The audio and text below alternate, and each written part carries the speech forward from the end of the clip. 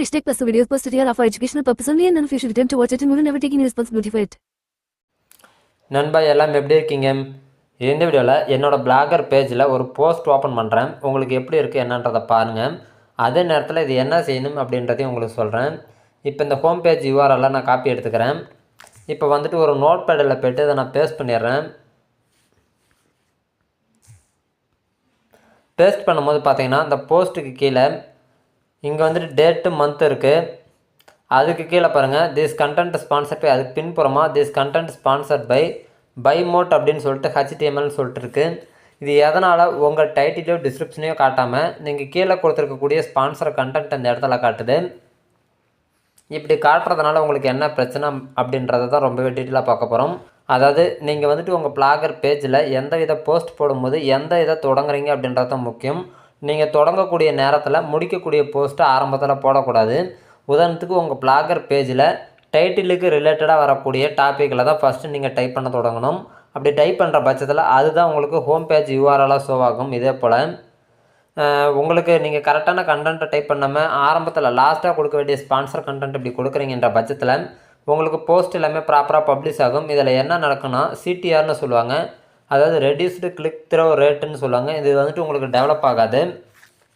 அதாவது உங்களுக்கு வியூவர்ஸ் பார்க்கக்கூடிய வாய்ப்பு இது வந்துட்டு குறைச்சி கொடுக்கும். அதே நேரத்தில் SEO கேட்டகரியில் பார்த்தீங்க அப்படின்னா உங்கள் டைட்டிலுக்கு உண்டான போஸ்ட்டில் போட்டு யாராவது சர்ச் பண்ணுறாங்க அப்படின்ற பட்சத்தில் உங்களுக்கு ஷோ ஆகாமல் இருக்கும். ஸோ இது எப்படி ப்ராப்பராக நம்ம அப்லோட் பண்ணுறது, எப்படி நம்ம கரெக்ஷன் பண்ணுறது அப்படின்றத தான் இந்த வீடியோவில் ரொம்பவே டீட்டெயிலாக பார்க்க போகிறோம். ஸோ வாங்க வீடியோக்குள்ளே போகலாம். This video sponsored by Mod. நாம் ரெகுலராக பயன்படுத்தக்கூடிய அனைத்து விதமான வீட்டு உபயோகப் பொருட்களையும் வீட்டில் இருந்தபடியே வாங்கிக்கலாம், எந்தவித கூடுதல் கட்டணமும் இல்லாமல். இந்த ஆப் நம்ம ப்ளே ஸ்டோரில் அவைலபிளாக இருக்குது, ட்ரை பண்ணி பாருங்கள். லிங்க் கீழே டிஸ்கிரிப்ஷனில் கொடுத்துருக்கேன். நண்பா இப்போ என்னோடய பிளாகர் பேஜில் போகிறதுக்காக இப்போ லாஸ்ட்டாக கொடுத்துருக்கக்கூடிய ஸ்பான்சர் கண்டென்ட் அப்படின்றத ஒன்று கிளிக் பண்ணி எடுத்துக்கிறேன்.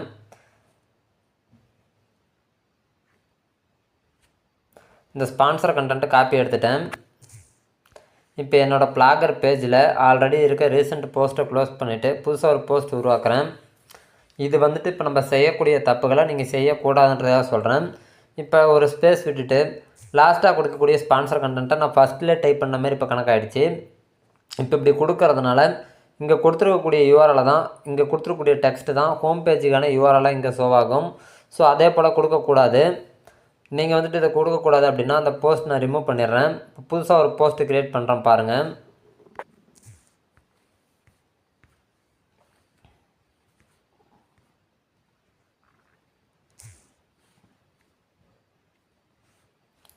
அதாவது நார்மலாக பாருங்கள், இப்போ 4 நாள் டைப் பண்ணி வச்சுருக்கேன். இப்போ டைப் பண்ணியிருக்கிறத மேலேருந்து நான் செலக்ட் ஆல் பண்ணி காப்பி எடுத்துக்கிறேன்.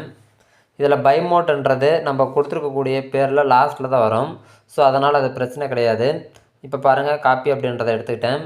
கீழே நீங்கள் எந்த ஸ்பான்சர் கொடுத்தாலுமே அது வந்துட்டு உங்கள் டைட்டிலுக்கு யூஆர்எலுக்கு ஷோ ஆகாமல் பார்த்துக்க முடியும். இப்போ இதை நான் காப்பி எடுத்துட்டேன். இப்போ புதுசாக ஒரு போஸ்ட் மேக் பண்ணுறேன் பாருங்கள்.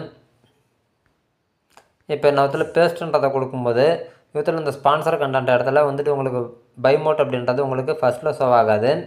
இப்போ வந்துட்டு பாருங்கள், உதாரணத்துக்கு உங்களுக்கு பிளாகருக்கு டைட்டிலில் நான் ஏதாவது கொடுக்குறேன்.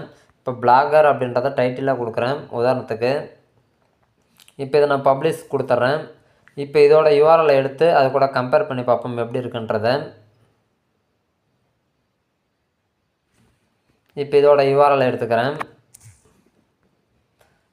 இப்போ இந்த யூஆர்எலுக்கு கீழே நான் உங்களுக்கு பேஸ்ட் பண்ணுறேன்.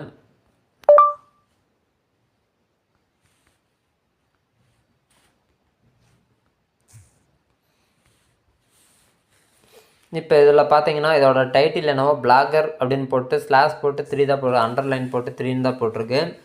இதில் பார்த்தீங்கன்னா this content sponsored by Mod அந்த மாதிரி கொடுத்துருக்காங்க. இதில் பார்த்தீங்கன்னா உங்கள் பிளாகர் பேஜில் எதுவுமே ஷோ ஆகாமல் இருக்குது. இப்போ இந்த நேரத்தில் நீங்கள் டைட்டிலில் என்ன கொடுக்குறீங்களோ அந்த டைட்டிலில் கொடுக்கக்கூடியது உங்களுக்கு ஹோம் பேஜ் யூஆர்எல்லாக ஷோ ஆகும். இதனால் ஒரு மக்கள் வந்துட்டு உங்களை போஸ்ட் ஏதாவது நோக்கி தேடுறாங்கன்ற பட்சத்தில் உங்களுக்கு அது ரிலேட்டடான போஸ்ட் இருக்குன்னா அவங்களுக்கு சஜஷன் காட்டுறது ரொம்பவே யூஸ்ஃபுல்லாக இருக்கும். ஸோ நீங்கள் உங்கள் பிளாகர் பேஜில் போடும்போது இந்த மாதிரி போடுங்க.